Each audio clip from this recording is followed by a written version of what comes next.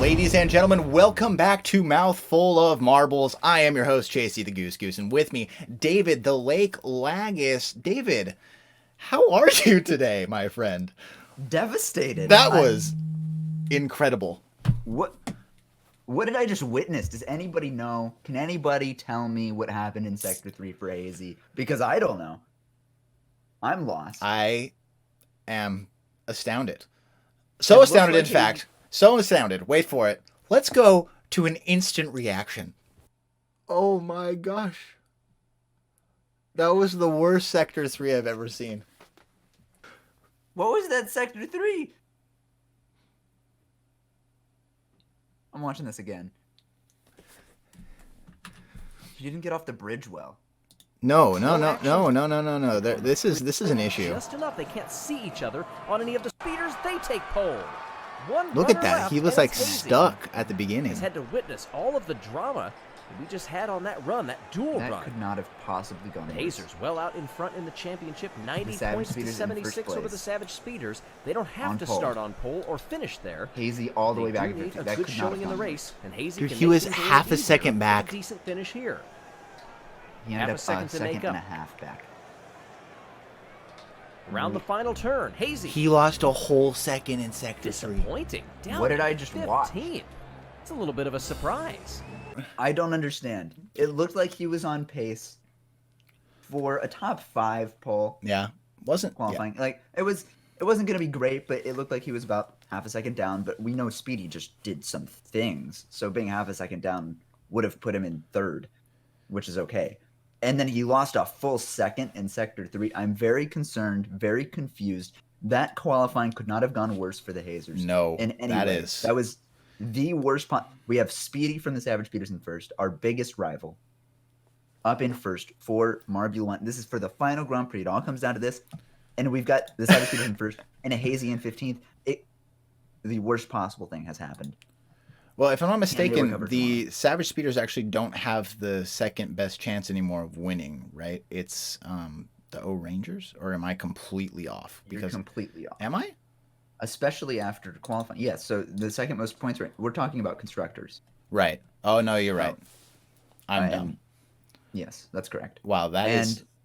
Let's let's talk about this because, like, obviously, let's talk about the constructors while we're here, because I think that not only did Speedy get a little bit of a speed boost from the belt just continuing and having him kick off early during Clementine's lap, but I think Hazy even got a worse time, because if you look at the lap specifically, comparatively to every other marble, he looked so, like, it looked like he almost got stuck. Like, it took him longer to get out of the belt than every other racer.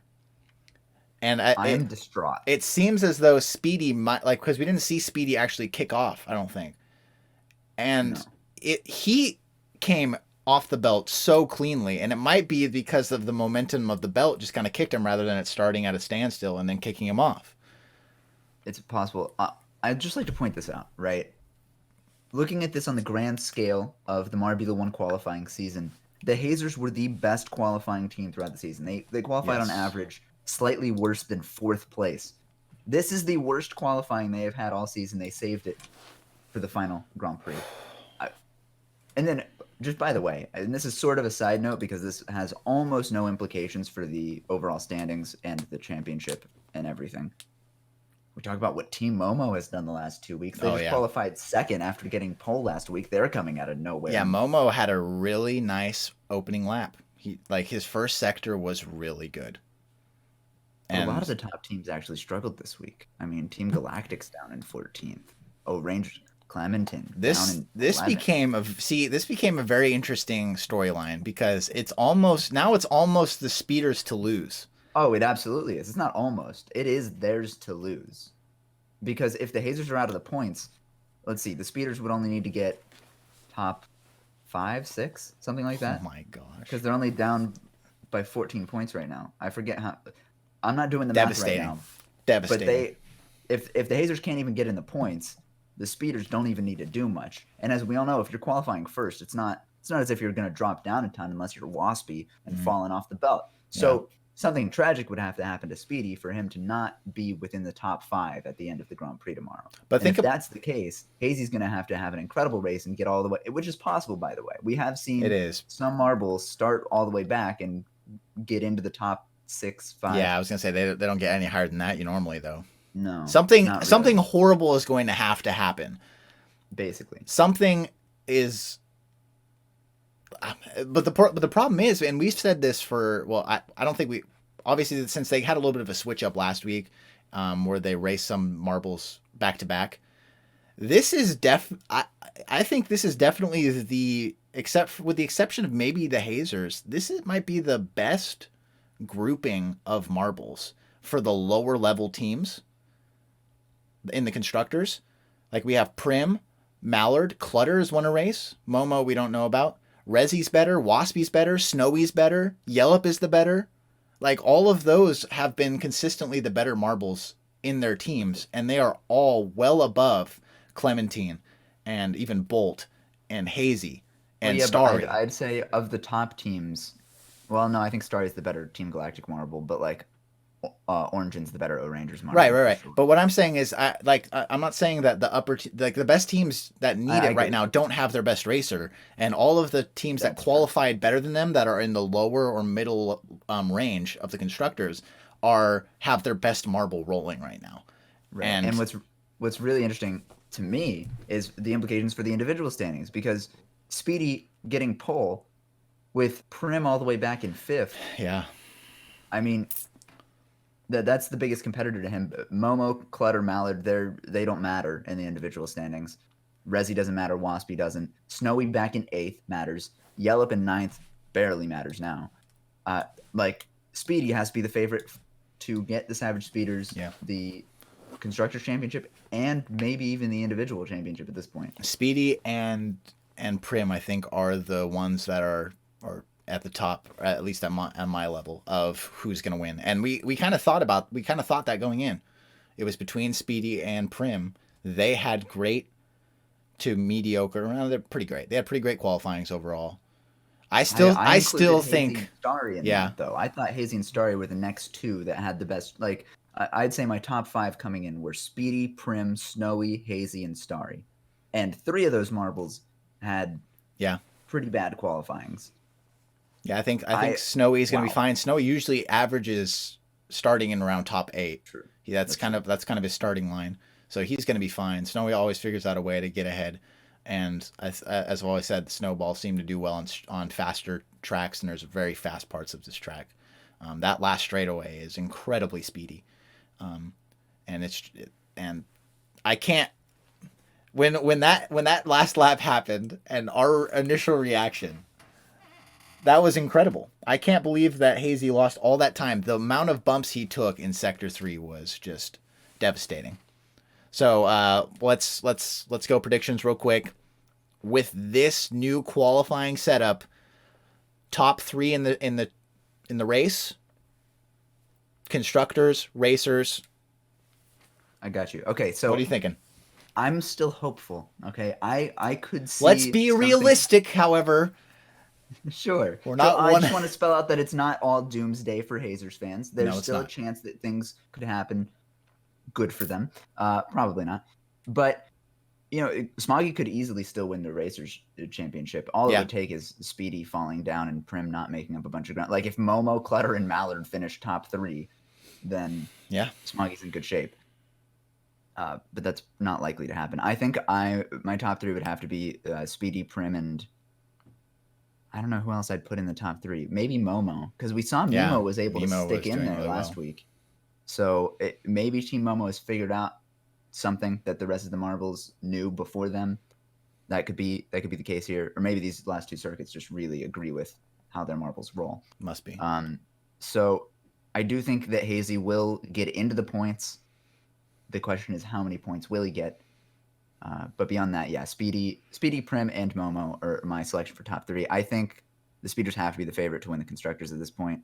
Yeah, it's going to take. Can you believe the difference in the percentages? I can't wait to see the next stat, because they had an 86% chance of winning. Now it's got to be like 25% or less even. Like they might have them and the speeders and the hazers might have flipped. What a storyline. Great storyline. So I'm just going to go real quick. I think Speedy and I think Clutter and Momo are going to bring it up in the top 3. Like I really think that the way that it is now is kind of going to stay.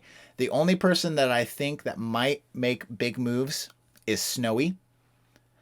Maybe Clementine, because you never know. Sometimes they just get out of there. Although Rojo Uno shaking things up, but Waspy's had good races, but he had that horrible fall off on that one race. I think it was race 2. So I'm gonna go Speedy, Momo, and Clutter stay in the top 3. Prim, I'm not sure. I thought Prim looked good, he was losing time, and when I thought Prim looked bad, he was gaining time. So I'm not sure what's going on there. And then I think that obviously with that prediction, the speeders are going to win the constructors, and inevitably Speedy will win the Racers Championship. I really hope I hope that it gets Speedy and Prim. There's like a little back and forth, but you never know. Just one last thing. I think I'm hoping anyways that we might be overestimating qualifying here, because last week we saw a race where overtaking was incredibly difficult and qualifying basically determined the race. Yeah, I mean more or less. That hasn't been the case all season. Qualifying has been a good indicator, but it hasn't, like, we have seen marbles overtake a lot, and there has been drastic shifts throughout races sometimes. I don't know how this circuit's going to race. It looks fairly narrow, sort of like the Razway, but not quite to the same degree. So it'll be interesting to see how easy overtaking is, because that'll determine the possibilities that could happen. The beginning definitely reminds me of the O Rangers Speedway. Right? Wasn't it the O Rangers? The one that had all those turns at the very beginning in sectors 1 and 2, where Orange in 1, and it reminds me a lot of that. So there could be a lot of turnaround in the top up there, because in that race, that track was very similar. There was a lot of overturn in the top 3, and then one marble would go way far ahead, and then it would come back, and then so it's very possible that there's a mix-up in the back, especially. But I think that the way that the track's set up right now, it looks like if you get in the top 3 early on, you might just be able to stay there. So who knows? Wow. Incredible qualifying. Well, guys, thanks so much for watching this video. If you enjoyed it, be sure to leave a like, subscribe if you're new, and comment down below what you guys would like to see, what your thoughts were on this qualifying and absolutely wild time. I cannot wait for the race tomorrow, the final Grand Prix of Marbula1. Thank you guys very much for watching. This has been Mouthful of Marbles, and we will see you tomorrow at Midnight Bay.